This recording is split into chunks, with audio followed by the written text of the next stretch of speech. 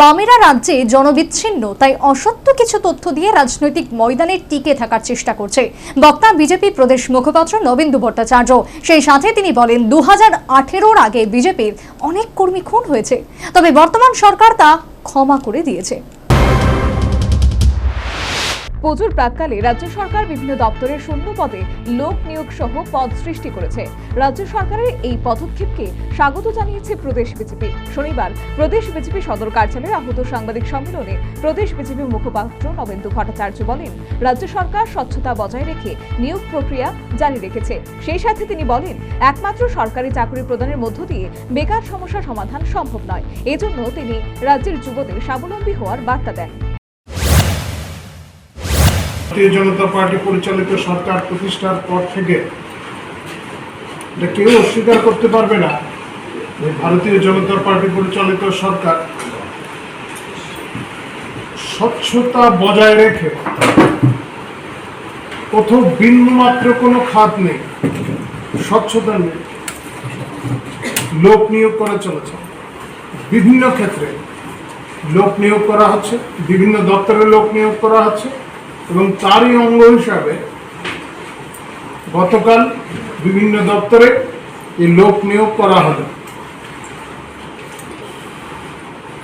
1267টি পদে এই লোক নিয়োগ করা হয়েছে।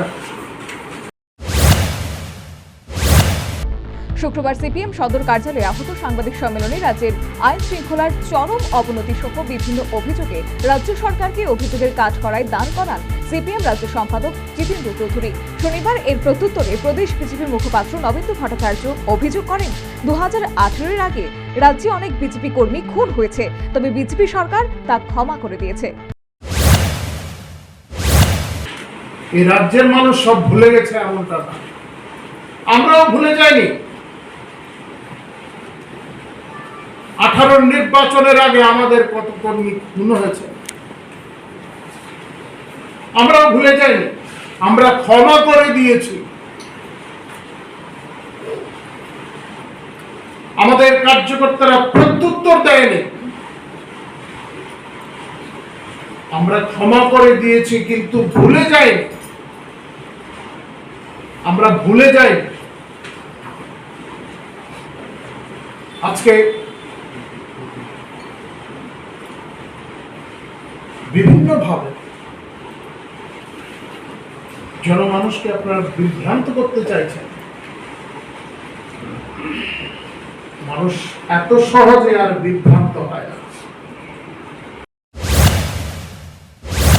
সেই সাথে তিনি কটাক্ষ করে বলেন, বামেরা রাজ্যে জনবিচ্ছিন্ন, তাই অসত্য কিছু তথ্য দিয়ে রাজনৈতিক ময়দানে টিকে থাকার চেষ্টা করছে।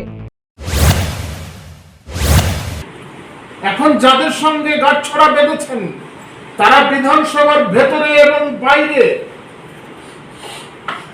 কিভাবে দুর্নীতির অভিযোগগুলি তুলে ধরেছিলেন আপনার বিরুদ্ধে।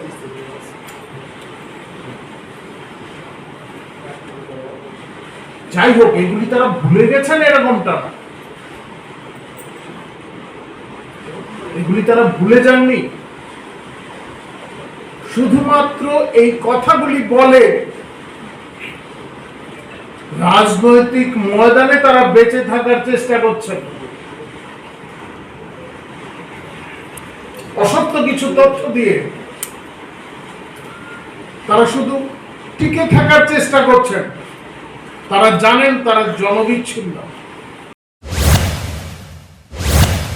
এদিন তিনি বাম আমলের দুর্নীতি সংক্রান্ত বিষয়েও সরব হন। একই সাথে বলেন, রাজ্যবাসী বাম জামানার ভুরি ভুরি দুর্নীতির কথা ভুলে যায়নি, আর বামেরা অসত্য তথ্য দিয়ে রাজ্যবাসীকে বিভ্রান্ত করতে পারবে না। Bureau report, news vanguard.